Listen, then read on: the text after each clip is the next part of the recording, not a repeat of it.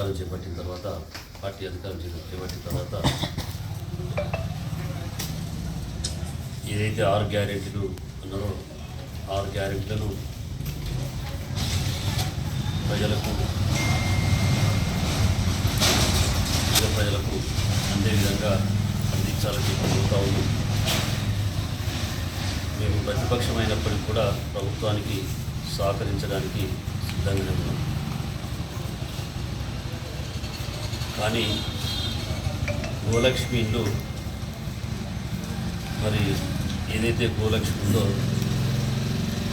ఒక పేదవాడిని గుర్తించి ఇల్లు ఇవ్వడం జరిగింది.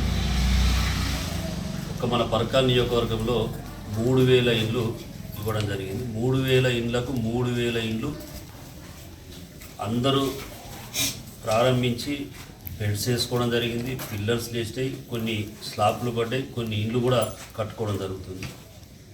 న్యాయబద్ధంగా అధికారుల చేతనే సెలక్షన్ చేసి ఇవ్వడం జరిగింది. అవి కూడా పార్టీలకు అతీతంగా కట్టుకునే పేదవాడు ఇంటికి పోయి నువ్వు కట్టుకుంటావా, కట్టుకుంటే ఇస్తామని చెప్పి మాత్రమే అడగడం జరిగింది.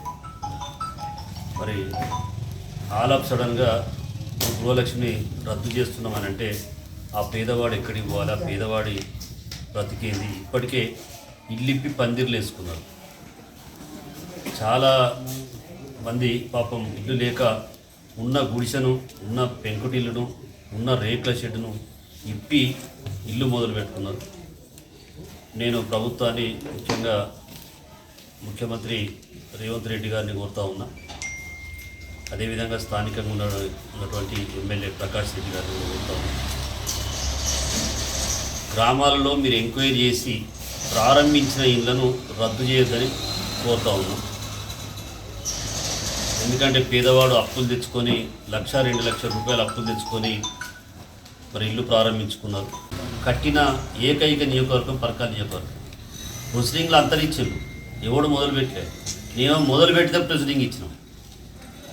ఇది అధికారులు పక్కా వాళ్ళ ఇంటి ముందు, వాళ్ళ కంటి ముందు చూసే ఇవ్వడం జరిగింది.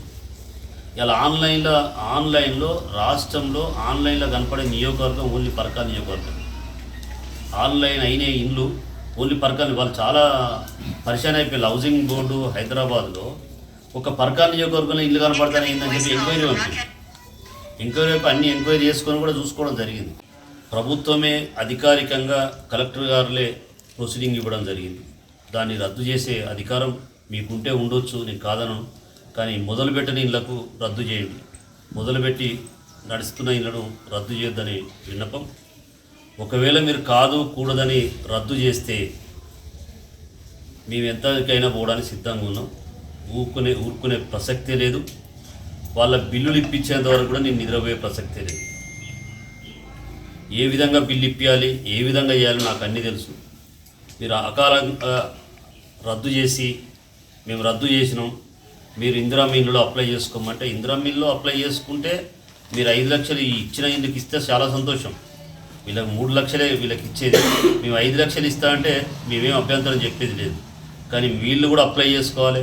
వీళ్ళకు కూడా మేము మళ్ళీ కొత్త శాంక్షన్ ఇస్తామంటే అవును, ఇప్పుడు ఉన్న గృహలక్ష్మిని పేరు మార్చుకొని ఇందిరా మిల్లు పెట్టుకోండి, మీకు కాదనం. పేర్లు మార్చుకోవడానికి, పేర్లు మార్పించుకోవడానికి, మీ బొమ్మలు పెట్టుకోవడానికి మార్చుకోండి, కాదని లేదు.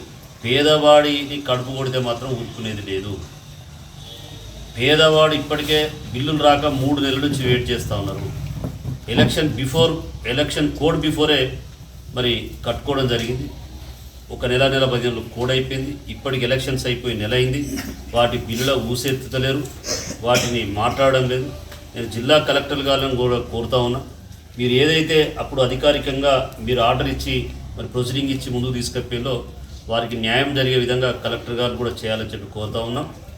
రేపటికల్లా దీని మీద కలెక్టర్ గారు కానీ అధికారికంగానే ప్రకటన వెలువడకపోతే ఎల్లుండి నుంచి మేము ఊరుకునే పరిస్థితి లేదని చెప్పి ప్రసక్తి లేదని చెప్పి సందర్భంగా